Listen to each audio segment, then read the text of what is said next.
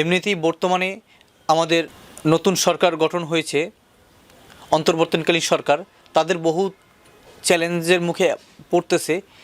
তার মধ্যে আপনারা আরও চ্যালেঞ্জের মুখে ফালানোর জন্য এই কাজটি করতেছেন। যদি এরকম করে থাকেন তাহলে মনে রাখবেন যে ইট মারলে পাটকেলটিও খেতে হয়, ইট মারলে পাটকেলটিও খেতে হয়। তো আপনারা জানেন যে বাংলাদেশে অনেক হিন্দু বসবাস, তাদেরও তো ঘর বাড়ি মন্দির সব ডুবে গিয়েছে। এখন বাংলাদেশে যে হিন্দুরা আছে তাদের এখন চাওয়াটা কি?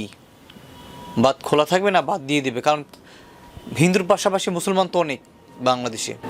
এতদিন আমরা দেখেছি অনেকে হিন্দুরা ভারতের পক্ষে কথা বলেছেন, হয়তোবা ধর্মীয় টানে, কিন্তু আপনার জন্মটা তো বাংলাদেশে, আপনি তো এখানেই বড় হয়েছেন। তো আপনার এই যে মুসলমান